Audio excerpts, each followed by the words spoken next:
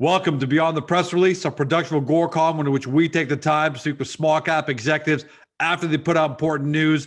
With us today, David Elsley, President CEO, Cardiol Therapeutics, trades on the big board TSX, CRDL, and for our friends in the US on the OTCQX, though that may not be for too much longer, under CRTPF, and for our friends in Europe on Frankfurt under CT9. For those who are new to the story, and that's going to be more and more of you as we continue to talk about this story, biotech companies we know by their very nature can often be difficult to understand for investors. We know that. So in order to understand Cardiol, all you have to know is that they're developing therapies for heart disease and heart failure through CBD, through cannabidiols. They're a clinical stage biotech company right now. They're developing anti-inflammatory therapies for the treatment of cardiovascular disease. More than just lip service, though, because you're probably wondering, okay, where are they in this process? They've already received approval from the US FDA to commence a phase 2 and 3 clinical trial. That's on their lead clinical product, CardiolRx. We're going to talk about that in a second. And that's involving hospitalized COVID-19 patients with a prior history of cardiovascular disease. CardiolRx is an ultra pure. This is what makes it so unique. It's an ultra pure, high concentrate CBD oral formulation, and it's pharmaceutically produced. They're also planning a phase 2 trial of CardiolRx on acute myocarditis, which, if you don't know what it means, it's okay. All you have to know, it's the most common cause of sudden cardiac death in people under 35. While they're doing that, because we know sometimes small cap investors have a concern about, when is this all going to play out? Because it usually takes time. They've got a fully commercial product, CardiolRx, that's an extra strength CBD oil. And in fact, it's the first THC-free extra strength formulation of CBD oil available across Canada, exclusively online at Medical Cannabis by Shoppers. They signed that deal in March of 2020. What are we talking about today? Even more validation. Cardiol closes $22 million bought deal offering. David, welcome back. Great to be here, George, and thanks for that wonderful introduction. Well, it's a great introduction because you guys are doing great things, so it's not very difficult to say that about you guys. Before we get into the why of the company, let's talk about the fact that you've now amassed quite the war chest in the last 12 months. You had already kind of raised $27 million through the exercise of warrants and equity raises since June 2020. Now this $22 million raise. What does this say about your investors? Because these aren't small amounts, so these are big investors. What does this say about their confidence in Cardiol? I think it's a great validation of the work we're doing in heart medicine. There's two very important proxies for value propositions in this industry with acquisitions that have taken place over the last 6 to 9 months. One of which was GW Pharma, which did the world a great service by developing a cannabidiol-based medicine for rare seizure syndromes in children. That company basically went from the beginning of the FDA process in 3.5 years, developed a $7 billion enterprise value. Yep. That was validated by their acquisition, by the acquisition of that company by Jazz Pharmaceuticals for that price, $7.2 billion, I think was the number. But prior to that, I think more analogous to the Cardiol story, in the fourth quarter of last year, Myocardia, which was about a $200 million company in 2017, was acquired by Bristol Myers for $13 billion in the fourth quarter of 2020. And they had developed a new treatment for a rare cardiac disease. What Cardiol is doing is Cardiol is developing this important molecule as an anti-inflammatory agent in a pure pharmaceutical proprietary form to target the root cause of one of the greatest killers of mankind, which is heart disease. Heart disease is a leading cause of death. It's a leading cause of disability. And heart failure is the number one reason people are hospitalized in North America each and every year. And in the US alone, it drives $30 billion in healthcare expenditures. And one of the key culprits of that is currently not addressed is inflammation.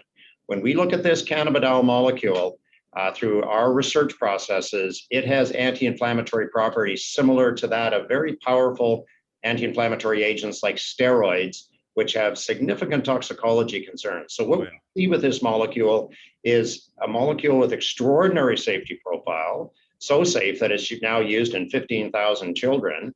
And we've recently shown in our phase 1 trial in adults an extraordinary safety profile, but it also has this therapeutic power that can reverse and reduce one of the key contributors to one of the great killers of adults. Yep. Is there any stigma, though, that comes with the fact that it's not a traditional biopharma product and that, in fact, you are doing it through the use of cannabidiols? Not at all. In this case, I mean, we are doing it the traditional way. So if you think about aspirin comes from willow bark. The international drug giant Bayer, didn't know that, German company, they synthesized it, made it through chemicals, organic chemistry or chemical synthesis. And that's why aspirin is available. It's stable, it's affordable, and it's consistent. We did the same with cannabidiol. We produced it pharmaceutically. We do not extract it from a botanical source. We make it through standard GMP pharmaceutical processes. So you go into your local pharmacy, I guess it'd be like a CVS or a Walgreens, or in Europe, you go into a Boots. The vast majority of drugs behind the counter that are dispensed by a pharmacist are made through organic chemistry or chemical synthesis. That's so they're stable, they're reproducible, they're consistent, and they're affordable. That's what we've done with cannabidiol. So we've made it pharmaceutically, so it's pure, it's consistent, it's reproducible, and it's extra strength. It's prescription strength. So it's not like the typical gummy bear that you would buy over the counter in a number of different retailers. Definitely not. You need 100 of those gummies to equal the equivalent one of our doses. So we've made this a prescription strength for patients with heart disease. And we're developing it as a prescription medicine. And this disease costs the US $30 billion annually. So let's talk about where you're at. You're going to phase 2, phase 3 double-blind, placebo-controlled clinical trial. Do these does the funds raised as late as 22 million in addition to what you'd also raised over the last 12 months?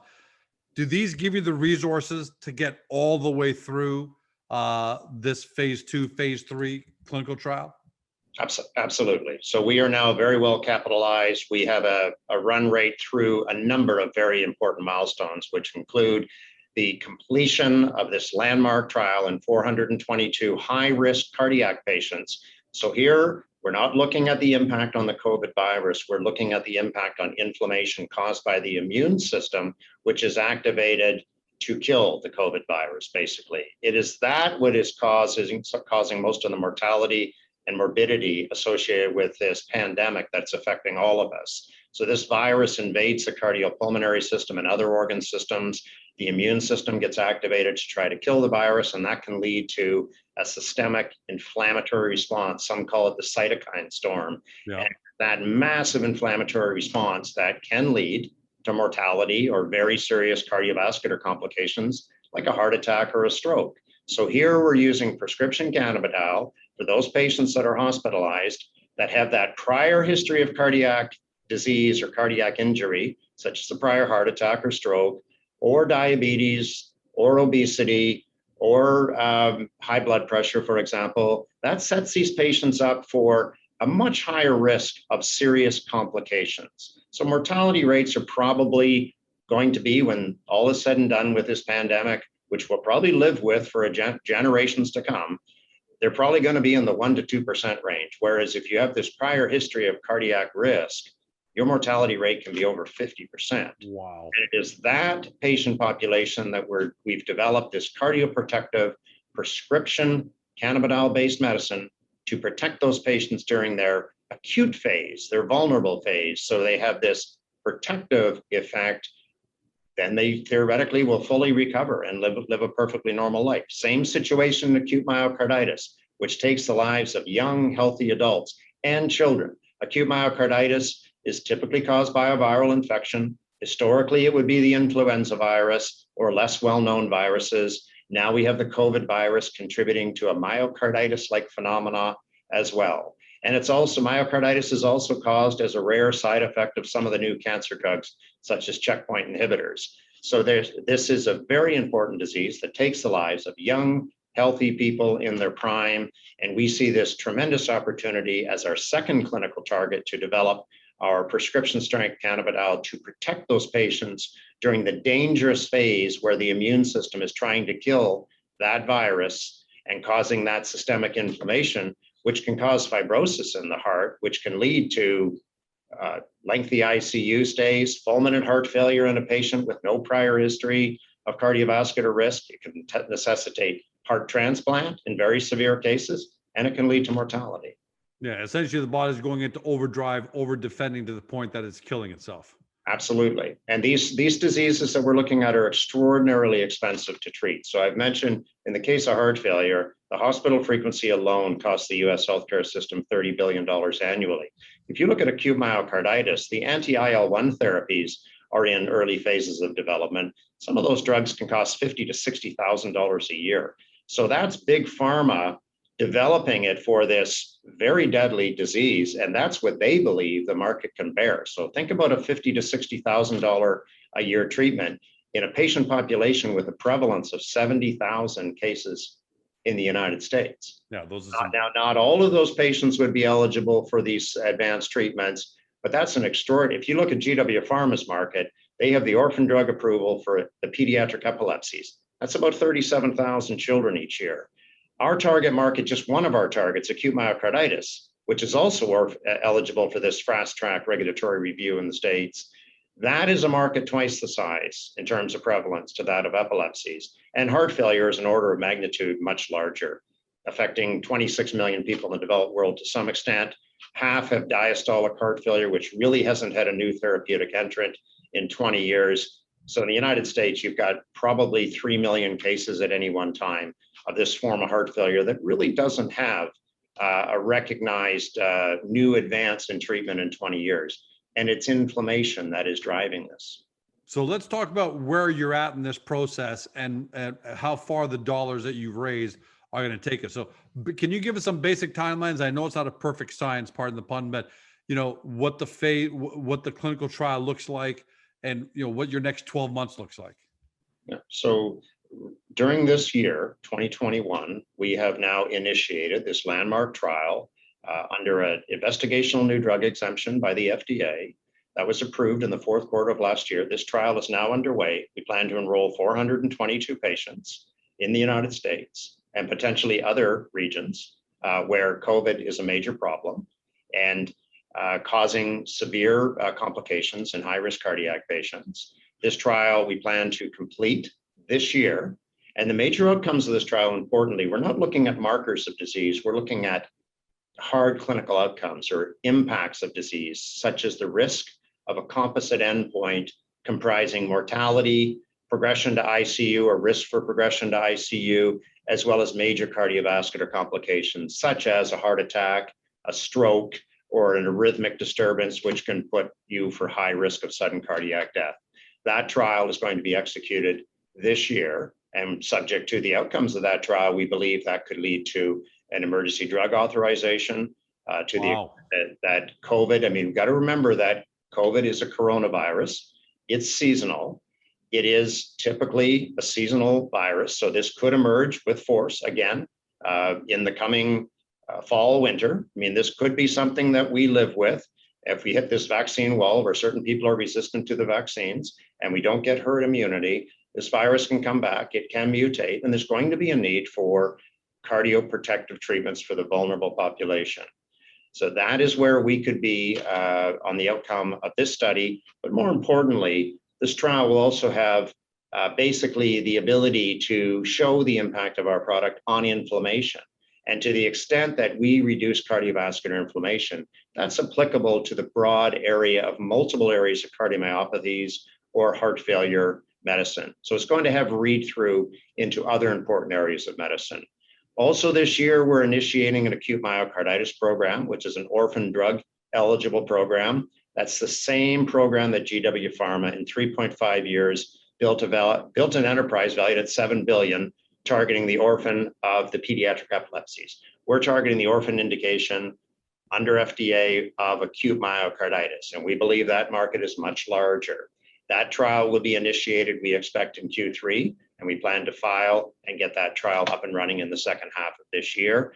And that was predicated on the successful results of our phase 1 trial, which was just recently announced, one of the largest trials conducted in adults, and even at extraordinarily high doses of this medicine, we had to show the barrier of safety, so how safe the drug really was. Well, many people might take 50 milligrams or 100 milligrams a day of CBD for various reasons. We dosed adults up to 2,100 milligrams of drug, and it was shown to be safe. So we've got a safe profile because we have a pure drug. We showed no impact on electrophysiology or cardiac status in these patients. And now we're developing that drug also for this interesting area of acute myocarditis. So CardiolRx is one product with two big applications.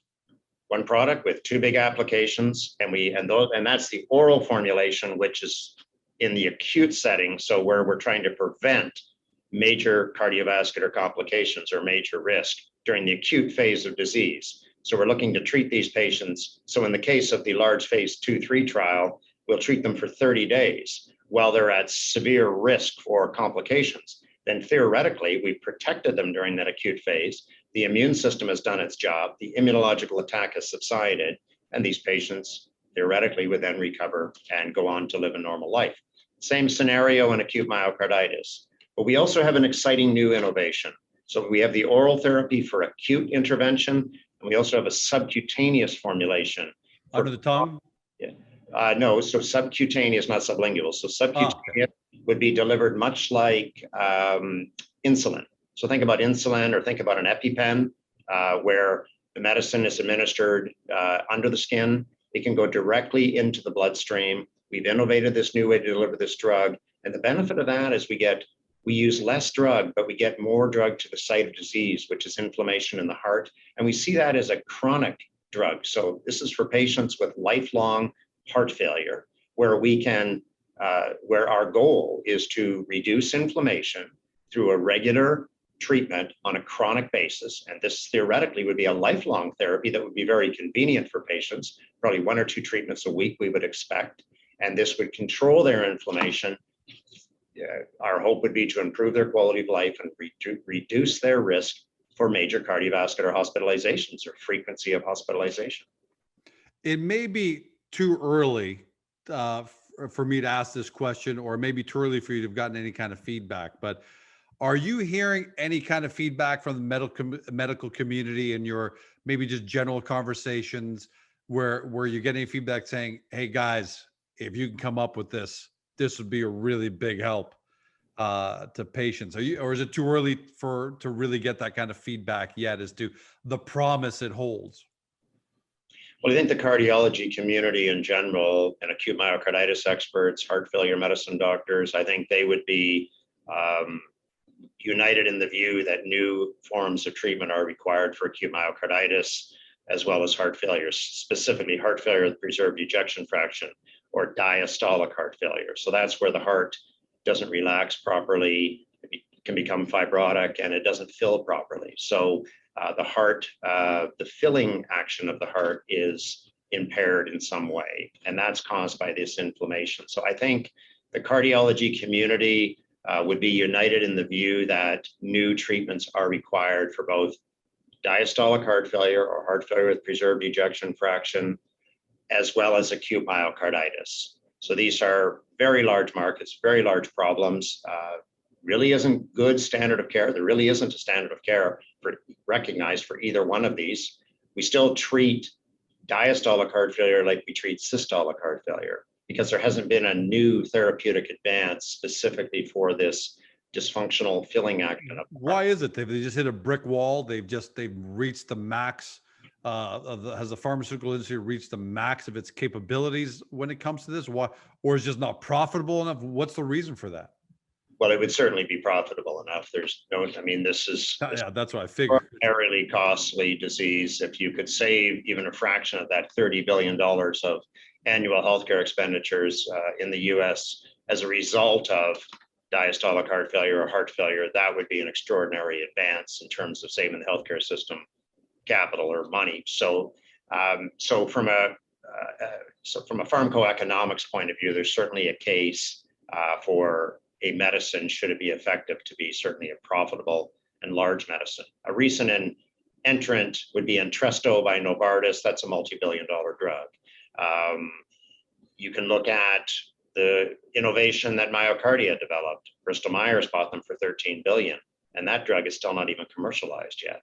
So that's the value proposition for new drugs into cardiac disease, even rare cardiac diseases. So to the extent that, but one of your challenges that you mentioned, why haven't there been an advance here? Well, if you think about anti-inflammatory therapies such as steroids, they typically have a lot of toxicology issues. Some of them can be vasoconstrictive, so they can actually cause complications, or their toxicology can limit the ability of a patient to tolerate them. So they do a great job at reducing inflammation, but their toxicology or their side effect profile limits the number of patients that could tolerate them. So in a case where the side effect profile is worse than managing the disease. So the great advance would be for a drug that has these unique anti-inflammatory properties that works through mechanisms to reduce inflammation that don't cause toxicology issues. And that's where we see this new form of medicine that we're developing playing a role. All right, and that explains it. So the last question I have for you is this: no matter, and this has been a great interview, and you're giving great information, and clearly you have a high degree of confidence in the company's path and where you guys are going. But even then, it would typically be difficult for an investor at home to sit back and say, all right, I wonder if David is truly, and his team are truly as smart as he comes across as the face of the company.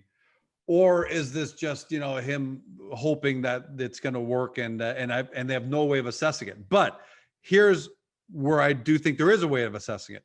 The only people I know who invest in biopharma companies on big scale, like these kind of fundings that you've done, are people who are really well attuned to biopharma, right? You're not going to get too many just investors who are going to take a flyer, and you had to upsize your research. So I'm going back to the raise here as a validation from the finance world, which is maybe language a lot of people at home can understand. But correct me if I'm wrong, that upsizing tells me, hey, you guys want to do, I think it was 15 million originally, and you had so much demand that you took it up to 22 million.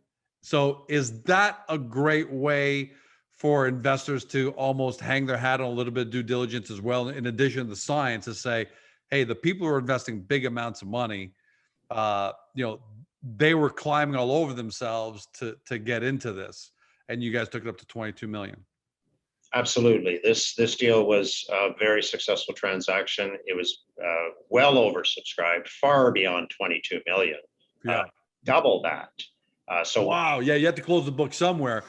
You guys got up to 40 plus million, and you had to cut it off at 22. Well over 40 million in demand. We had the great global brand of Raymond James fully underwriting this deal at 15 million. They chose to upsize it to 22 million, still fully underwritten. And this puts this company with a fortress capital base, fortress balance sheet, now to execute on our programs as we migrate towards the NASDAQ. So we're now in this strong financial footing.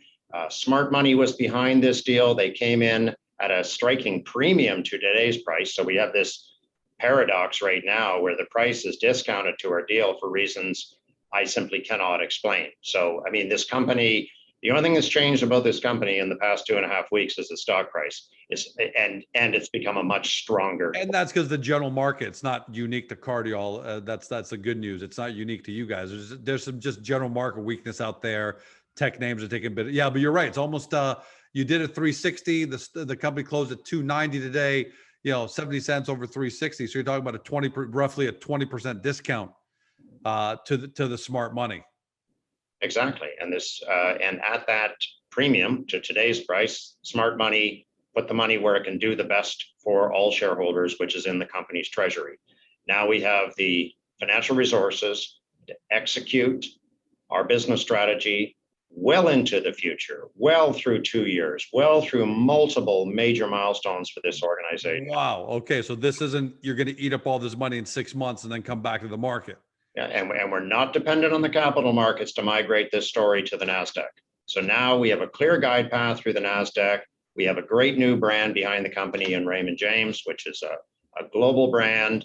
We have great new shareholders. We're covered by great analysts. And this company's story now is positioned for formal introduction to the life sciences biotechnology communities of the United States, where I believe there's going to be a significant revaluation opportunity.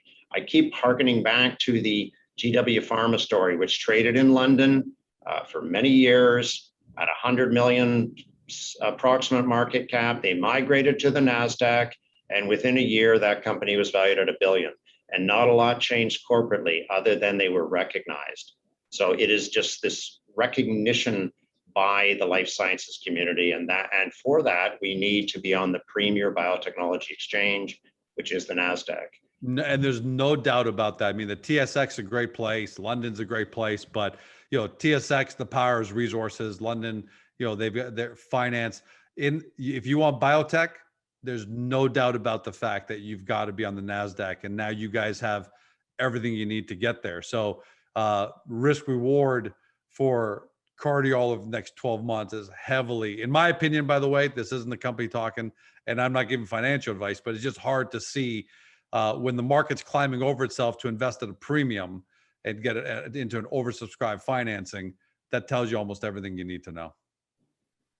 I couldn't agree with you more, George. Couldn't agree with you more. Well, David, congratulations on a successful, a great raise, which more importantly serves as great third-party validation for what Cardiol is doing. And the great thing for shareholders is they've got a double bonus here. If you guys succeed at your goal, you'll have not only created unbelievable shareholder value, you've also created incredible societal value, because I don't think there are any one of us out there that haven't been touched either personally. I mean, I had pericarditis. I know it's not myocarditis, but I got hit by pericarditis, which was an inflammation of out of nowhere. I was on a trip and it just happened. I was a pretty healthy guy. So you got the shareholder benefit of more value, and you got the societal benefit of helping save lives and making people healthier. So we're rooting for you and cannot wait to see what happens next. I don't know, between now and December, it sounds like if you can get there and get that emergency approval, that emergency order, and to get you fast tracked, then that's it. That's the ball game. Absolutely. So looking forward to keeping all shareholders updated on our progress in 2021. It's going to be a very exciting year. And now the company is properly capitalized. We've made formal application to the NASDAQ, and looking forward to uplisting on the premier biotechnology exchange and getting formally introduced to the largest life sciences biotechnology community in the world. Well, that's going to be exciting. We can't wait for it. And David, I got a feeling you and I are going to be together a lot in 2021. I don't see us going more than 3 to 4 weeks in between these kind of updates. So thanks for joining us, because we know you got a lot on your plate, but talking to everybody is highly, deeply appreciated by everybody. That's great. Thanks for having me back, George. For everybody at home, you've been watching or you've been listening by podcast through Spotify, Google, Apple, your favorite podcast platform, to David Elsley. He's president and CEO of Cardiol Therapeutics. The company trades on the TSX big board under CRDL. In the US on the OTCQX, which is also the premium board there under CRTPF. But as you heard David say, that may not be for too much longer in 2021. And of course, for our friends in Europe on Frankfurt under CT9. Your job now is the due diligence. We know that biotech and biopharma are not the easiest things to understand. We know that, but that's also why there's the most reward there. And the way to get that reward is you've got to do your due diligence. At this point, we can't tell you what to do. We can only present you with the best possible information. You've got to make the decision. But the market, the capital markets, in terms of funding, is already speaking to us by oversubscribing this financing. So do due diligence, get to Agoracom, take a look at the Cardiol profile there. We've got it nice, neatly wrapped up in layman's terms to give you a good understanding of what the company does without all the scientific terminology. But then when you're ready for that, you've got that knowledge under your belt, head over to the Cardiol website, do your deep dive technology, because this is going to be the big year for Cardiol. A lot of things are happening. The clinical trials are happening. The funding is there. So if you're going to do your due diligence, do it now. Don't say 12 months from now, we didn't tell you so. Have a great day. See you next time.